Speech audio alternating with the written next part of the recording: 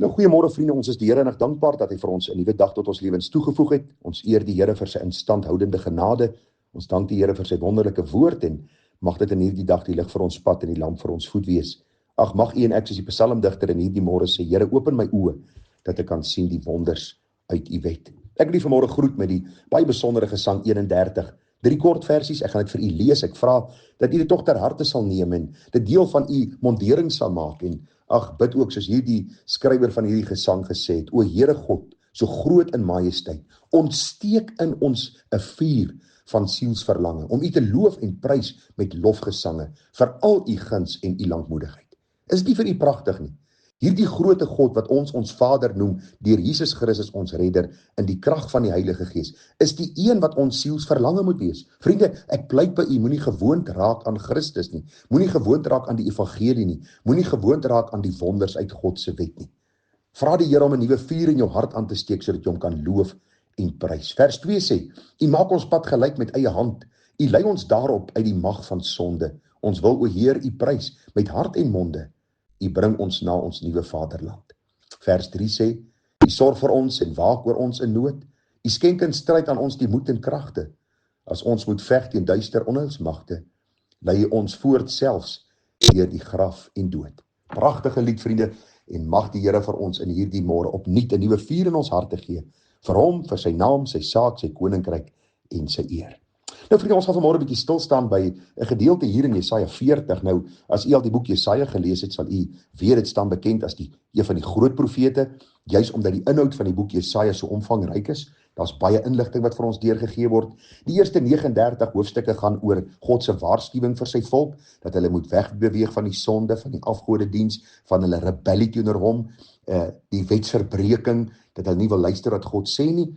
En van hoofstuk 40 af lees ons, toe die volk nou in ballingskap weggevoer is, hoe Jesaja nog steeds God se woord aan hulle verkondig. God is 'n genadige en barmhartige God, maar vriende, ons kan nie met hom speel nie. Daar is altyd gevolge vir sonde en nou lees ons in hoofstuk 40. Hierdie volk is nou in ballingskap en nog steeds is daar 'n trooswoord van God vir hierdie mense, dat hy hulle nie sal begewe en verlaat nie. En wil ek vanmôre vir jou ook vra dat ek en jy hierdie groot waarheid sal raak sien, dat ons nie God se toorn sal opwek nie. Dat ons nie sonde sal bly doen om God se tug op te wek nie, maar dat ons in gehoorsaamheid sal vra, Here, lei my hoër op die berg, Heer, in gemeenskap met u daar. En ek gaan vanmôre gou vir u lees en so gedagte met u hanteer.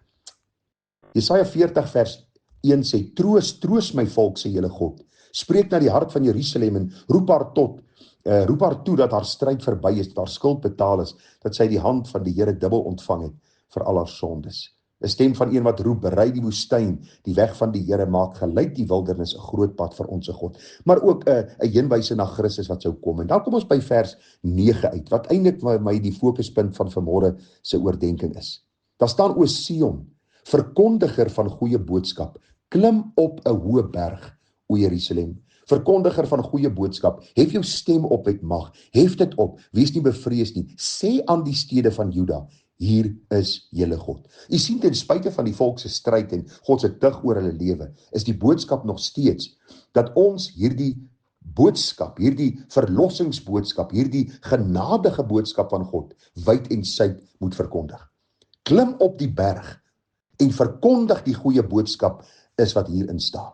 En ag vriende, as ons net hierdie gedagte prakties wil toepas, dan dink ek so aan toe ons so tyd terug by Stormsrivier was. Nou, Stormsrivier is 'n pragtige plek, en daar is geweldig baie wandelroetes, en so hangbrug waar jy oor die see kan loop, en allerhande dingetjies wat daar aangaan. Maar vriende, wat vir my geweldig aangrypend was, jy sien net beperk sekere goed van Stormsrivier, en dan begin jy opklim teen daardie berg.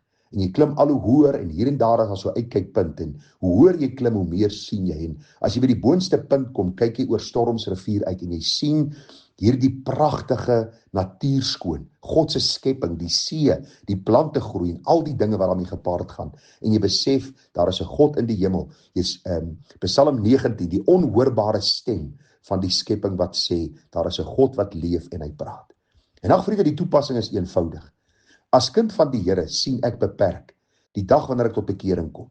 En nou moet ek vra, Here, lei my hoër op die berg, Heer, saam met u.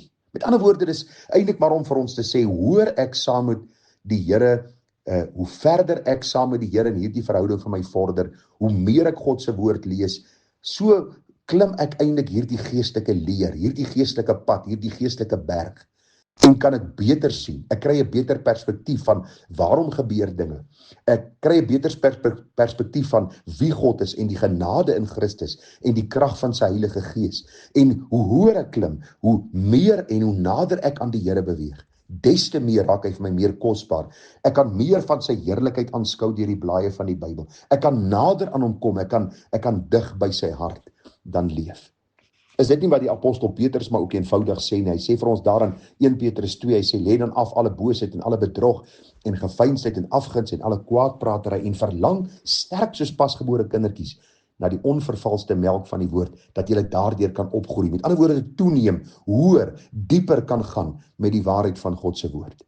Hy sê, kom na hom toe, die lewende steen wat deur die mense wel verwerp is, maar by God uitverkore en kosbaar is. En hoor nou, en laat julle ook soos lewende stene opbou, 'n geestelike huis, 'n heilige priesterdom, om geestelike offers te bring wat aan God welgevallig is, deur Jesus Christus, ons Here. Ag vriende, dit is vir my die hele gedagte vanmôre.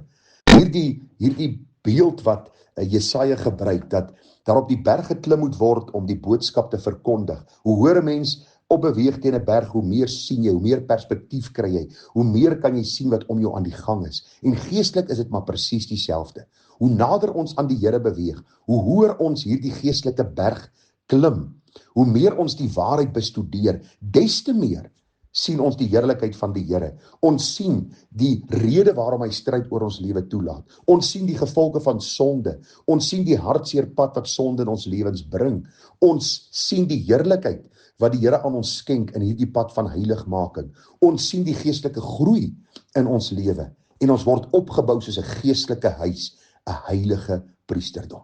Daarom wil ek vanmôre vir jou vra dat jy nie jou tyd sal verwyl op hierdie aarde met alles en nog meer nie. Vriende, daar is tyd en plek vir alles, ek stem saam. Maar luister, moenie God se woord een kant skuif nie. Jy sal nie geestelik kan groei nie. Jy sal nie geestelik hoër op hierdie berg kan beweeg. Jy sal nie hierdie waarheid kan proklameer en verkondig as dit nie eens deel van jou wese en siel is nie. Daarom vra ek jou dat jy hierdie pragtige en kosbare waarheid sal raak sien en sal sê, Here, lei my hoër op die berg, Heer, in gemeenskap met U daar. In U lig sien ons die bron, Heer, waar die bloed ons rein bewaar. Dit is hoe nader ons aan die Here kom, dat ons besef hoe ons van ons sonde vrygemaak is, hoe diep ons verdorwenheid was, hoe groot God se genade in Christus was. So kom daar 'n groter liefde vir die Here, 'n dieper toewyding, en so begin ons al hoe beter en beter sien waaroor die geestelike lewe werklik gaan. Dit is nie hierdie hoender wat op die grond krap en soek vir 'n mieliepit nie. Ons is soos daardie arend, die wat op die Here wag kry nuwe krag. Hulle vaar op met vleuels soos die arende. Mag u en ek opstyg en hoër opstyg in ons gemeenskap met die Here, in ons wandel met die Here, in ons dien van die Here, sodat ons ook 'n beter perspektief kan kry van waarom ons hier op aarde is en hoe ons God kan verheerlik en hoe ons hierdie boodskap kan verkondig aan elke nasie, taal, volk en stam. Vriende, mag die Here ons genade gee, mag ons wysheid gee, mag ons lei deur sy Gees. Groete vir u en 'n mooi naweek verder. Tada.